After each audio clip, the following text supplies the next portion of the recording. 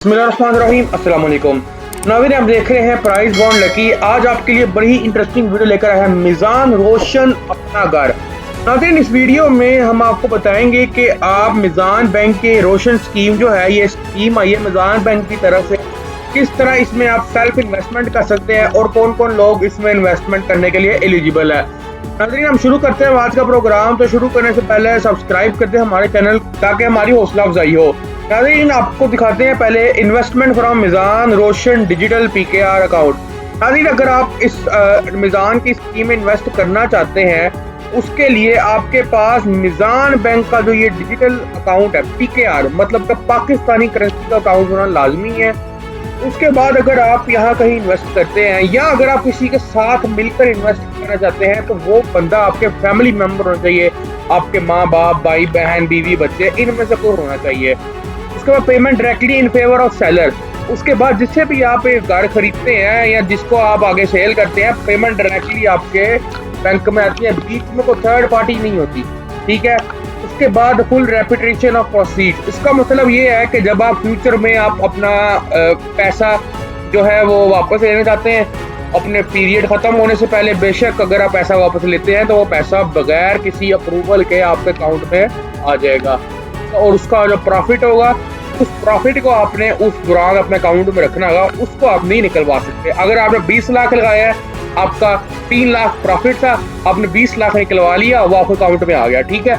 अब आपका जो 3 लाख था वो आपके अकाउंट में तभी आएगा जब आपका 3 साल का जो पीरियड है वो पूरा होगा। ठीक है ना। ये उस वक्त है अगर आप अपने पीरियड को मुकम्मल होने से पहले अपना पैसा वापस लेना चाहते हैं किसी भी वजह से। ठीक है। उसके बाद हम नीचे आते हैं तो आपको दिखाते हैं एलिजिबिलिटी क्राइटेरिया, कौन लोग वो है जो इसको हासिल कर सकते हैं। उससे पहले मैं आपको जरा बता दूं, इसकी प्रोसेसिंग फीस 4000 रुपए है, exclusive of ED. FED federal का टैक्स होता है, तो 4000 रुपए इसकी फीस है। तो टैक्स टुक्स डाल के वो 4100 4200 कितनी हो जाएगी। ठीक है जी। उसके बाद आपको मैं दिखाता हूँ जी एलिजिबिलिटी क्राइटेरिया क्या है, कौन लोग इसको खरीद सकते हैं। ये है एक लीनियन बेस्ड और एक है नॉन लीनियन बेस्ड। अब ये लीनियन क्या होता है? ये लीनियन वो लोग होते हैं जो अपनी रकम के इवज आप बैंक में कुछ गिरवी रखाते हैं। ठीक है ना। मतलब कि जी आपने बैंक से 20 लाख रुपए लिए और बैंक को 20 लाख रुपए गिरवी रखा दो। ठीक है ना। अब ये जो है ना, इसमें कुछ होता है इस तरह है कि अब इसमें ज्यादातर ये होता है कि इसमें आपको फायदा ही नहीं है। अब आपके पास 20 लाख तो है पहले ही, तो आपको क्या जरूरत है बैंक से 20 लाख लेने की। लेकिन बहरहाल कुछ लोग इसको प्रेफर इसलिए करते हैं कि वो अपनी इन्वेस्टमेंट को बैंक को दे देते हैं और बैंक से पैसे ले लेते हैं ताकि वो उनकी इन्वेस्टमेंट प्रॉफिट बनता रहे। ठीक है। उसके बाद तो दूसरा है नॉन लीनियर बेस्ड। इसमें ऐसा कोई चक्कर नहीं होता कि आपको कुछ गिरवी रखना नहीं होता। ठीक है। तो मैं नॉन लीनियर बेस्ड को प्रेफर करूँगा। उसके बाद ये प्रोडक्ट कैटेगरी, आप इस मिज़ान के जो लोन है, ये जो मिज़ान बैंक का जो अपना घर स्कीम है, इससे आप क्या क्या चीज़ें मतलब करवा सकते हैं। आप कोई घर खरीद सकते हैं। ठीक है। आप रेनोवेट कर सकते हैं, यानी कि आपका घर पहले ही है तो आप उसको मतलब आप अगर पहले है वो सिंगल स्टोरी है, आप डबल स्टोरी करना चाहते हैं तो आप पैसा ले सकते हैं। अगर आपने प्लॉट खरीद के घर बनाना है तो वो भी इसमें शामिल है। ठीक है जी। उसके बाद सेगमेंट में जी यहाँ दे सकते हैं कौन लोग उसको खरीद सकते हैं, सैलरीड और नॉन सैलरीड। सैलरीड मतलब वो जो तनख्वाह जिन लोगों को मिलती है, नॉन सैलरीड वो जिनका कोई अपना बिजनेस है। अच्छा, मैं आपको बता दूं, इसमें सिर्फ और सिर्फ ओवरसीज पाकिस्तानी अप्लाई कर सकते हैं, बाकी और कोई बंदा इसको अप्लाई नहीं कर सकता। उसके बाद एज के बारे में बताते हैं कि उम्र की हद कितनी है। लीनियन बेस जो है उसके लिए 20 से 65 साल उम्र है सैलरीड, जिन लोगों को तनख्वाह मिलती है, और जिन लोगों को तनख्वाह नहीं मिलती वो बिजनेसमैन है, उनकी उम्र 20 से 65 साल है, जिसमें 20 से 65 साल। ठीक है। और उनकी उम्र 60 से एक्सीड नहीं होनी चाहिए।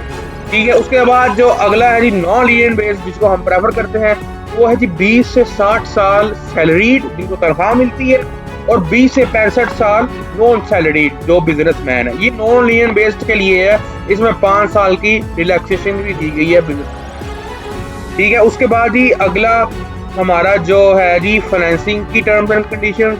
अच्छा, ये बताने से पहले ना मैं आपको एक चीज वाज़ेह कर दूं, अगर आप बैंक के साथ पॉलिसी करते हैं जी 10 साल की, तो आपकी उम्र क्या है 50 साल।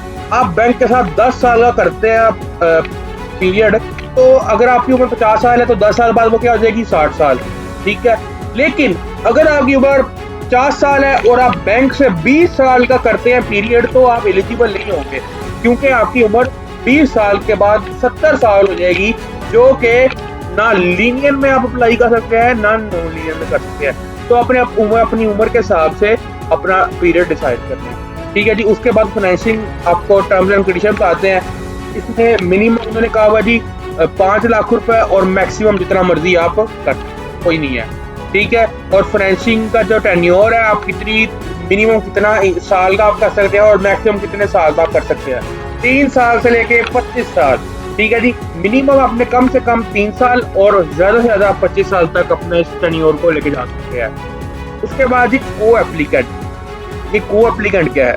को एप्लीकेंट नाज़रीन वो चीज़ें हैं जो इनकम क्लब कर सकते हैं किसी दूसरे के साथ। अगर आप किसी शेयर करते हैं किसी अपने फैमिली मेंबर के साथ, स्पाउस के साथ, यानी कि अपनी बीवी के साथ, तो उसमें यहाँ नॉन लीनियर में लिखा हुआ जी 100% will be clubbed in spouse, 75% income will be club other than spouse, यानी कि बच्चे होंगे, आपका माँ बाप, भाई बहन, कोई भी है। ठीक है जी। Net monthly income. ठीक है, अब जो मंथली इनकम जो लीनियन बेस्ड में है, उसमें तो कोई इनका क्राइटेरिया नहीं है कि आप, कोई जरूरत नहीं है इस चीज की कि आपकी मंथली इनकम कितनी है, क्योंकि लीनियन बेस्ड में आपने जितने पैसे लिए हैं बैंक से उतना आपने गिरवी रख दिया, तो बैंकों को टेंशन नहीं होती। तो लीनियन बेस्ड में ये होता है कि आपने बैंकों को पैसे दिए नहीं हुए, तो जमानत के तौर पर बैंक क्या करता है, आपकी तनख्वाह का 50% करता है, और 50% बाकी जो रह जाता है वो इसलिए होता है कि आपका कोई गड़बड़ का खर्चा होता है, इसलिए वो 50% होता है। ठीक है। उसके बाद एम्प्लॉयमेंट टेन्योर। इसमें देखिए जी, जो लीनियन है उसका 1 साल का है, और जो नॉन लीनियन है वो मिनिमम 2 ईयर्स एम्प्लॉय होना चाहिए। मतलब ये है कि जो लीनियन में अगर आप अप्लाई करते हैं तो आपका जो एम्प्लॉयमेंट का स्टेटस है वो कम से कम 1 साल का होना चाहिए, आप 1 साल से नौकरी कर रहे हो। ठीक है। जो नॉन लीनियन है उसमें कम से कम 2 साल से आप नौकरी कर रहे हैं।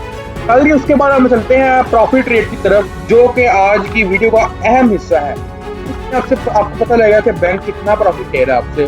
ठीक है, और आपको पहले मैं एक समझा दूंगा, बाकी आपको खुद ही समझ आ जाएंगे उससे कैलकुलेशन के हिसाब से।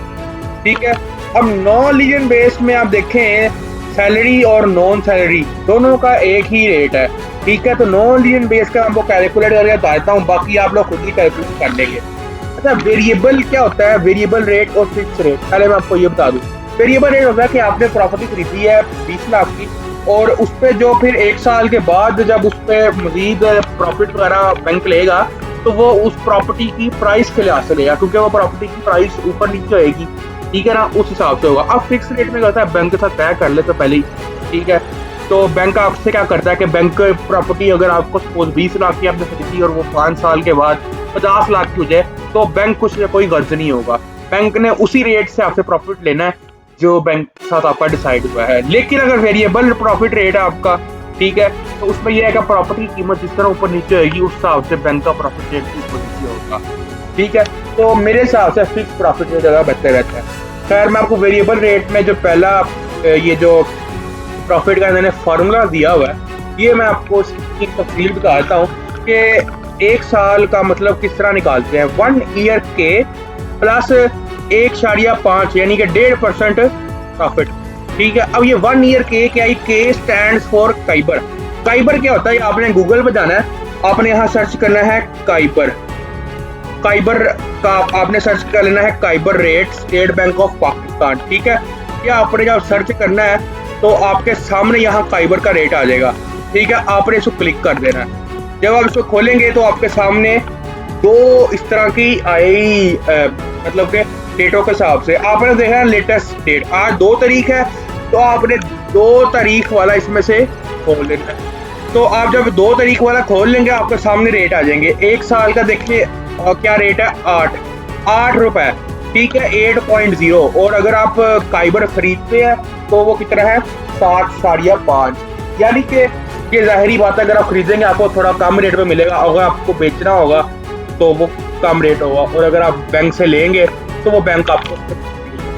तो ये 8 हमारा रेट है काइबर का। ठीक है, अब आपने क्या करना है कि आपने वापस आना है अपने इधर। ठीक है, 1 ईयर के प्लस 1.5 PA। ये देखें जरा, यानी कि के की वैल्यू क्या है 8, 8 जमा 1.5 कितना हुआ 9.5। ठीक है, आपने क्या करना है कैलकुलेटर खोल लेना है। ठीक है, अब आपको मैं प्रॉफिट कैलकुलेट कराना बताता हूँ। अगर आपने 1 लाख रुपए लगाए, ठीक है, अगर आपने, मैं आपको क्लियर करके बताता हूँ दोबारा, अगर आपने 1 लाख रुपए लगाया है, ठीक है, और 1 लाख पे कितना बैंक प्रॉफिट ले रहा है, ठीक है, 1 लाख को आपने ज़रब दे देना है किससे 9.5 से, 8 जमा 1.5 9.5। ठीक है, और उसके बाद ज़रब देने के बाद आपने इसको डिवाइड कर देना है 100 से। ठीक है, और एंटर करना है 9500 रुपए 9500। बैंक का 1 लाख रुपए पे 9500 आपसे हर महीने लेगा। ठीक है, इसी तरह 20 लाख रुपए पे 1,90,000 रुपए वो तकरीबन आपसे हर महीने बैंक लेगा। तो नाज़रीन, ये आपको मैंने कैलकुलेट करना बताया है प्रॉफिट रेट। इसी तरह आप 2 साल 5 साल इसको ज़रब दे के कैलकुलेट कर सकते हैं। नाज़रीन, कहने को तो ये इस्लामिक निज़ाम पे चलता है ये बैंक, लेकिन मैंने जो आपको तरीकाकार बताया वो आपको समझ आ गई होगी कि ये इस्लामिक निज़ाम तो ज़ाहिरी बात है इसमें नहीं शामिल। ठीक है, और अगर आपको ज़्यादा इस चीज़ से है तो आप अपने किसी बड़े बुजुर्ग से भी पूछ सकते हैं। तो अगर आप इसमें ख़रीदने के लिए इंटरेस्टेड है तो ज़रूर खरीदिएगा, और आगे आपकी मर्ज़ी है जी। हमारे चैनल को सब्सक्राइब करना मत भूलिएगा। बनाने के